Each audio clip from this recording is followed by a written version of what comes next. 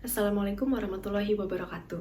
Perkenalkan, nama saya Putri Nur Azara dari Program Studi Administrasi Bisnis Fakultas Ilmu Sosial dan Ilmu Politik Universitas Mula Warman. Pada kesempatan kali ini, saya akan melakukan suatu analisis laporan keuangan pada sebuah perusahaan manufaktur yang bergerak di bidang industri tekstil yang bernama PT Trisula Tekstil Industries Tbk. Perusahaan ini menghasilkan suatu produk tekstil berupa kain atau suiting fabrics untuk keperluan celana, jas, pakaian formal, dan seragam yang terbuat dari 100% bahan modern polyester fiber dengan kualitas yang terbaik.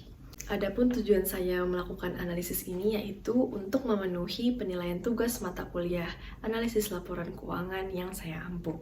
Langsung saja saya masuk dalam laporan posisi keuangan atau yang biasa kita sebut sebagai laporan raca atau balance sheet.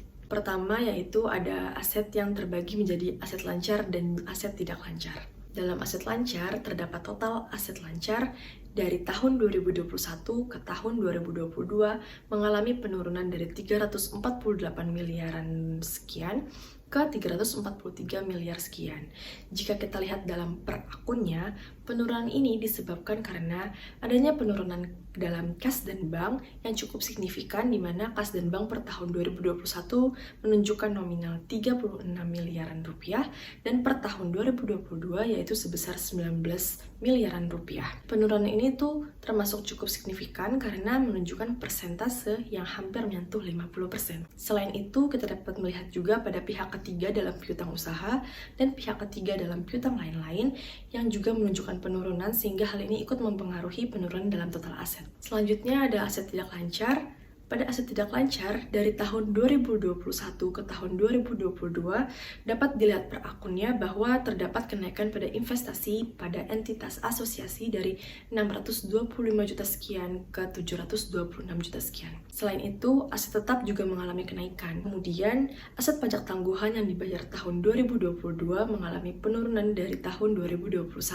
Hal ini menunjukkan hal baik pada perusahaan karena berkurangnya pengeluaran untuk pembayaran aset pajak. Aset tidak lancar lainnya mengalami kenaikan. Oleh karena itu, total aset tidak lancar mengalami peningkatan atau kenaikan dari 175 miliaran ke 181 miliaran. Jadi keseluruhan total aset menunjukkan adanya peningkatan atau kenaikan dari 524 miliaran rupiah ke 525 miliaran rupiah, tetapi kenaikan ini tidak terlalu signifikan. Selanjutnya dalam laporan neraca terdapat liabilitas. Liabilitas terbagi menjadi liabilitas jangka pendek dan liabilitas jangka panjang. Jadi aktivitas kewajiban jangka pendek pada tahun 2022 itu lebih baik dibandingkan tahun 2021 karena total liabilitasnya dari 228 miliaran menjadi 225 miliaran. Hal ini disertai karena pinjaman bank jangka pendek itu berkurang.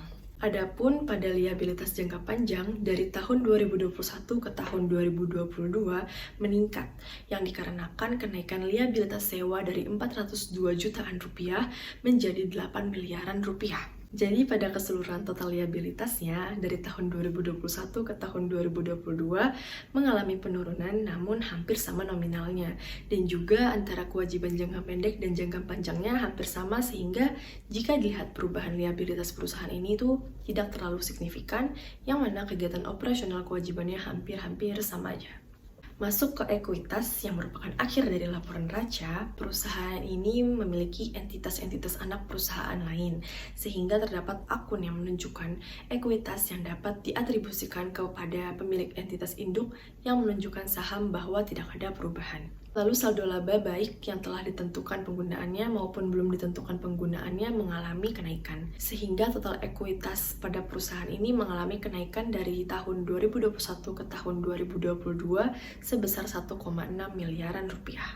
Lalu gabungan total liabilitas dan ekuitasnya mengalami kenaikan yang kurang signifikan. Selanjutnya ada laporan laba rugi. Pertama ada penjualan neto. Penjualan neto pada perusahaan ini mengalami kenaikan yang cukup signifikan, yakni sebesar 33 miliaran dari 428 miliar sekian ke 461 miliar sekian di tahun 2021 dan di tahun 2022. Dari penjualan yang menaik begitu besar pada tahun 2022 ini, kita dapat melihat keuntungan atau laba neto tahun berjalan hanya sebesar 4 miliaran aja. Walaupun untung, tapi tidak besar dan tidak sepadan jika dibandingkan dengan hasil penjualannya. Jadi laba neto tahun berjalan di 2022 hanya naik sedikit sekali dari tahun 2021.